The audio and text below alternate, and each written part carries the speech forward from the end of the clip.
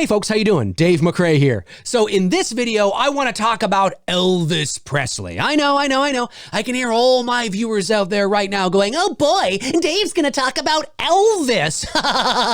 Listen, stick around. Maybe you'll learn a thing or two, okay? Come on, you're not paying for this. You're not paying for it. What else could you possibly be doing right now that is better than watching me?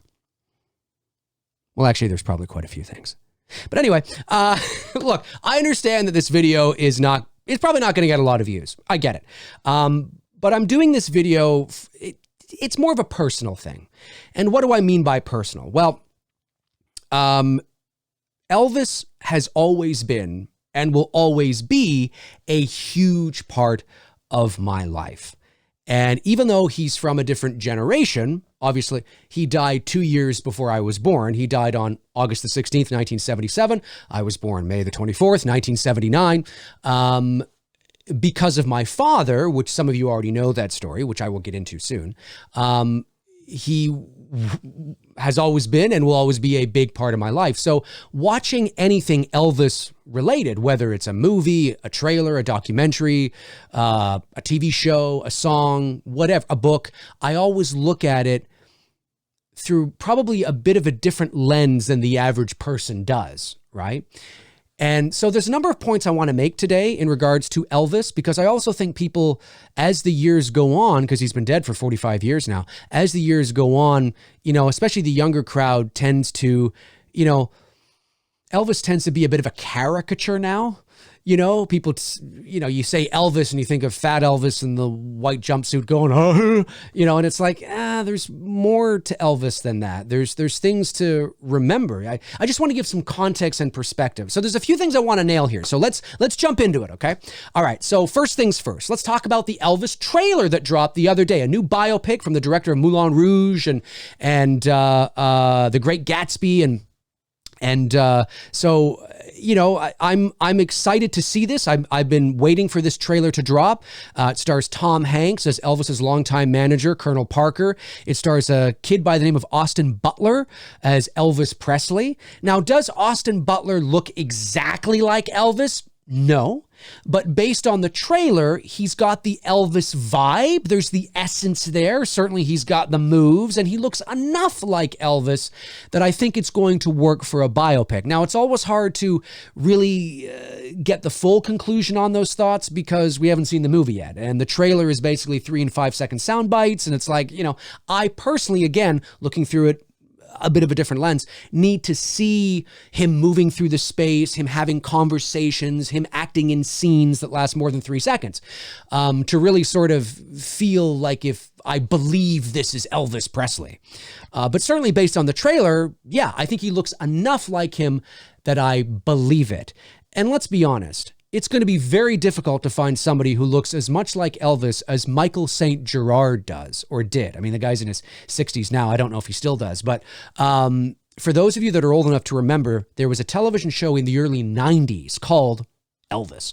And I think it lasted a season or two. And I used to watch it with my dad.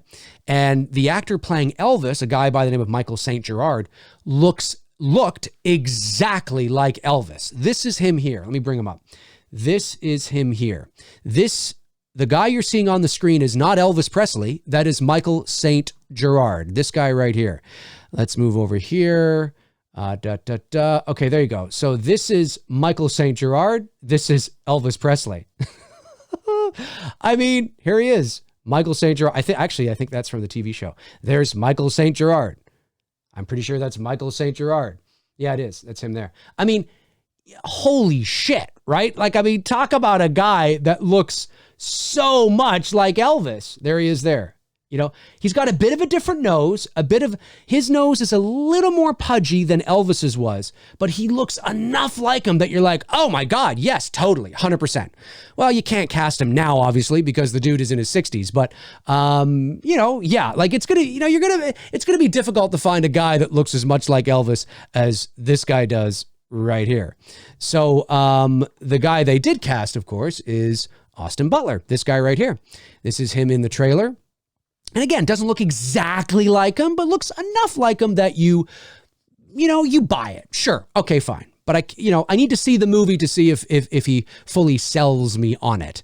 And then, of course, Tom Hanks is in the movie as well, playing Colonel Parker, Elvis's longtime manager. I think Hanks is even in a bit of a fat suit, which is kind of fun. I'm really hoping they dive into that relationship. It looks like they're going to, because there's a lot of controversy around that as well. And there's a lot of controversy around Elvis Presley as a whole, as we know. I mean, certainly he was not without controversy. But I mean, having said that, the trailer is good and it gets me excited for the movie. So fingers crossed the movie will be good. But let's jump to the other point now, which is why am I such a big fan of Elvis Presley? Why is Dave McRae, the guy you know that talks about Halloween and horror and goes, but Dave is such a big fan of Elvis?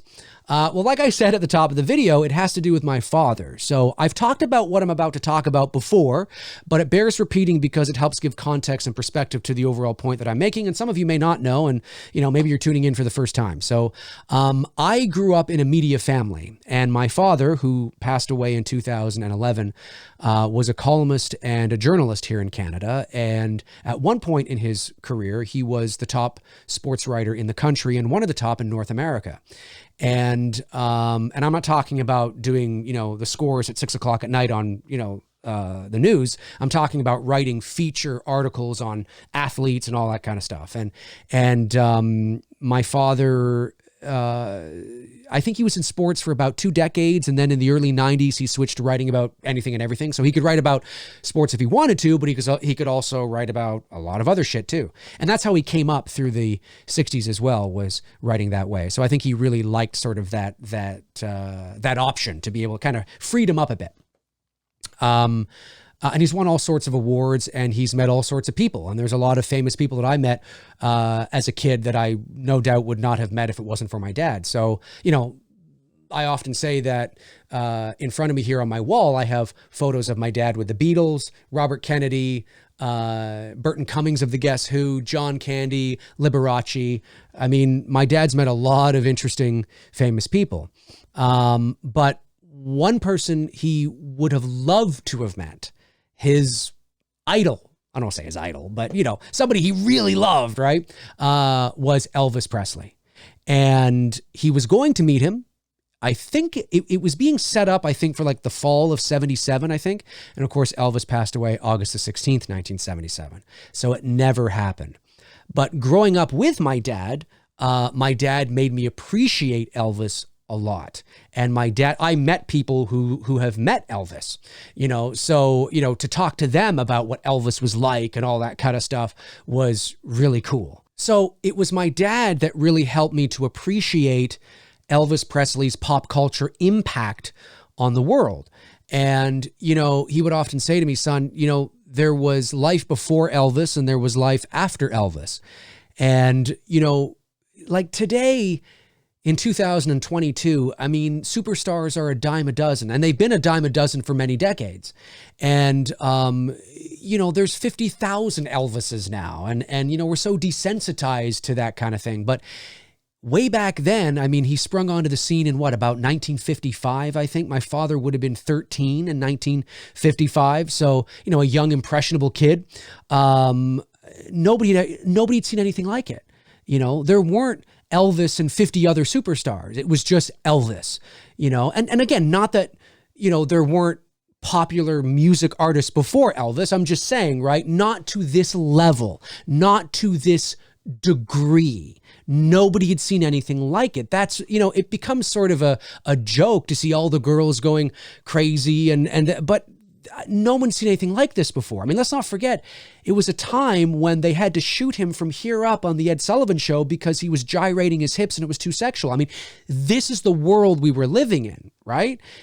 So, I mean, it was insane. It was incredible what was going on. Now, there are two camps when it comes to Elvis and his music. There's the camp that feel that Elvis stole the music, and those that feel that, no, he just simply brought that music to the masses.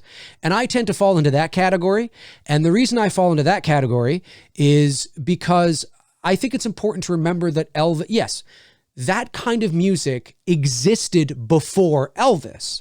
But back in the day, especially because of the era, it was known as black music, right? It was rhythm and blues.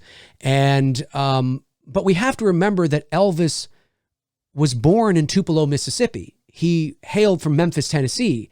He's a Southern boy. He grew up on that music. He went to, Southern churches and sang. And I mean, he was that kid. He grew up on it. It's not like he hailed from New Jersey and was a folk singer and then decided to, as he's traveling the U.S., he hit up some bar in Tupelo and heard the music and then changed who he was. And no, yeah, that would be stealing, right? But I see no evidence of any sort of conscious choice on Elvis Presley's part to go, you know what, I'm just going to take this and bring it to the white people. I mean, I don't, it's a matter of nature versus nurture. It makes sense to me. He's a Southern boy from Tupelo, Mississippi, Memphis, Tennessee, growing up on all of that. He's influenced by it. He was heavily influenced by it.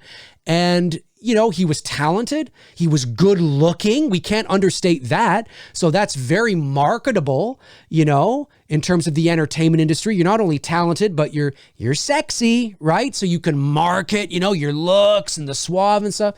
And he was playing what he knew, I think his first song that he recorded, if I'm not mistaken, in 54 or 55, "That's All Right, Mama, That's All Right." I think that was his first one at Sun Records.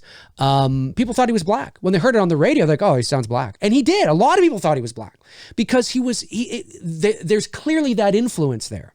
So no, Elvis didn't invent that style, but he did bring it to the masses, to the white people, if you want to make it, a racial thing, right? That's what he did. So whether you like that or not, that is the reality. Again, it's not that music didn't exist beforehand. It just didn't exist in this way to that degree on that level of superstardom. It just didn't. And that's why he's known as the king of rock and roll. And here's something else to keep in mind too, to give you some perspective on how crazy, this guy was, like his superstardom was. He is considered one of, if not the greatest pop cultural icon of the 20th century. And he only played outside of the United States 3 times, and it wasn't even outside of North America. It was right here in Canada. Once in Vancouver, once in Toronto, and once in Ottawa. I mean, what? He's never played anywhere else around the world. Never. That's insane. And here's something else. Now, it depends on where you look, okay? But he is still considered, to this day, he's been dead for 45 years. Keep that in mind. 45 years, nearly half a century. And some places have him as still the best-selling solo artist in music history. Now, I know what you might be thinking. I thought it was Michael Jackson. Michael Jackson was number 2 for many, many years. Now, some places have Michael Jackson now just coming above Elvis, depending on where you lurk. I guess that makes sense. Depending on where you look, both say to have over $1 billion in sales. Those numbers might be fudged a bit on both artists. But even still, let's say he's no longer number 1. Let's say he's number 2. Elvis Presley, 45 years after his death, second best-selling solo artist in music history, 45 years after his death, and the dude never played outside of North America? Think about that. It's insane. That's insane. His reach and his impact. And again, I'm not saying his reach was as vast as Michael Jackson. I mean, Michael traveled all over the world, many different languages, all that kind of stuff. But again, that should go to show you, holy shit. Oh my God. I don't think as the years go by and as the decades go on, we really don't understand what that was like because the world had not seen anything like it before. Now we see it every year with 50 artists, really insane. And the last point I want to make to really help solidify why Elvis is so important to me is because, like I said, my father was going to meet him, didn't meet him, helped me appreciate Elvis on many different levels, his music, all that kind of stuff, is in the late 80s in Ottawa. which is our nation's capital here in Canada, where my dad lived and worked, and where I went to live with my dad when I was 10. My dad and his best friend, who owned a restaurant in Ottawa, started what was called the Elvis Sighting Society. Now, for those of you that are old enough to remember, after Elvis died, there were a lot of people that were hoping he faked his death because he needed to just get away from it all, right? And there was some pretty fun conspiracy theories out there that kind of made you go, maybe, you know what I mean? But in the late 80s, there were some sightings, Elvis sightings in and around the Kalamazoo, Michigan area. And my dad, obviously being a journalist, would write about it and things like that. And my dad had this crazy idea of why not create an Elvis Sighting Society where you could report Elvis sightings here in Canada. It was a joke. It was a charity. They'd raise money for different, kinds of stuff. But the gimmick and the shtick was that Elvis was alive and he was living in Tweed, Ontario, Canada. Now, Tweed is a little town between Toronto and Ottawa. It does exist. I've been through it many times. I've actually known people who've been from there. And my dad just thought, it's a sleepy little town, 5,000 people. Hey, perfect. And it became this big thing. My dad used to write about it because he had the reach and this kind of stuff. And then it grew a life of its own, where the Jerry Springer Show, now not Jerry as in Jerry from the mid to late 90s. We're talking Jerry from the early 90s when he was just kind of a normal talk show before all the crazy shit, got wind of this. And they were doing a show on Elvis. And they contacted my father and asked if he would come on and talk about the Elvis Sighting Society and Elvis and all that kind of stuff. And my dad knew a guy who could do an impeccable Elvis impression, not sing like him, but talk like him. Uncanny. And he phoned in pretending to be Elvis, and the audience was like, oh my God. It's a whole thing. Now I can talk about it now. I can let the cat out of the bag now. It's been over 30 years. But, yeah, and my dad's dead. So although my dad's probably going, Dave, no, don't let it out. Don't let it out. I can hear my father doing that now. But then again, he's, he understands. But it was a huge thing. So my dad was on Jerry Springer twice, by the way. He was on once in 93, once in 95 for the same reasons. I have the 93 Springer episode digitized on my computer. I just need to upload it and show you. And my dad was a brilliant actor. He was there selling it like nobody could sell it. They had other people on as well saying they knew Elvis and all this kind of stuff. It was so funny. And so you can imagine going to school, Dave, I saw your dad on Springer and this kind of stuff. And Elvis has always been a big part of my life. We had a jukebox in my basement that had a bunch of 45s. For those of you that are old enough to know what I mean by 45s, you know what I'm talking about. And of course, it had a lot of Elvis music in that jukebox. And my friends would come over and we'd play it, and I would play a bunch of Elvis music. And my friends were like, why are you playing Elvis? And I'm like, because Elvis rocks, man. And we'd go to the Newport restaurant, which is where the Elvis, Sighting Society was. It was littered with all kinds of Elvis memorabilia that people would send to the restaurant. And my dad used to say that there, in the basement of the restaurant, there was like really the shit that you would see on the walls was only half of it. There were people that would write to my father asking, please say hello to Elvis for me and stuff. And I was like, oh my God, Dad, what have you gotten yourself into? Right. But my dad loved it. It was almost his way of celebrating the king, having not been able to meet him. Do you know what I mean? And it was fun. And like I said, they raised about $1 million for different charities in and around Ottawa. So there was even a red telephone on the wall in the restaurant by a certain booth that was known as like the phone that Elvis would call on. Of course, it never rang. I think they did it for like a news segment one time. They had the phone ring. And one last story I'll tell, because there's so many I could tell, but this is kind of cool. So in and around, I'm going to say 94, 95, somewhere around there, Bill Clinton came to Ottawa for like an official kind of state visit with our prime minister. I would assume Hillary was with him as well. I think she was. But anyway, so my dad, knowing that Bill Clinton was a big Elvis fan, being from the South, was trying to get in touch with his people. And they were, the wheels were in motion to try and get Bill and Hillary to come to the Newport for dinner. Now, it didn't end up happening. But a few weeks after the visit, I think it was a few weeks after the visit, my dad got a letter in the mail from the White House. It was like an official sort of kind of state thing. And it was from, it wasn't from Bill Clinton, but it was from like his staff, right? And then, on behalf of the president of the United States, we're so sorry that we couldn't come to the restaurant, blah, blah, blah. But that's really fucking cool, man. And they put it up in the Newport, obviously. There it is, official White House, paper and shit, and Bill Clinton signed at the bottom and stuff. And it's like, holy fucking shit, it's like, it's really cool.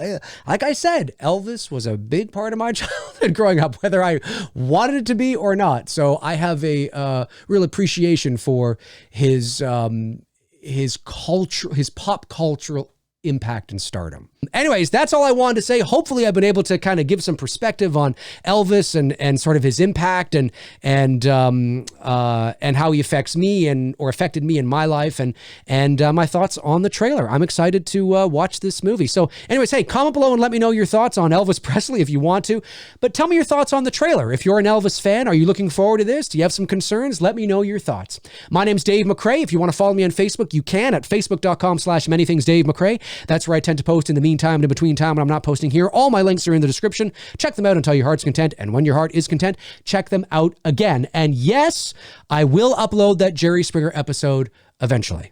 I will. I promise. Oh, I really have it. Oh, and you're going to laugh your ass off. Cheers.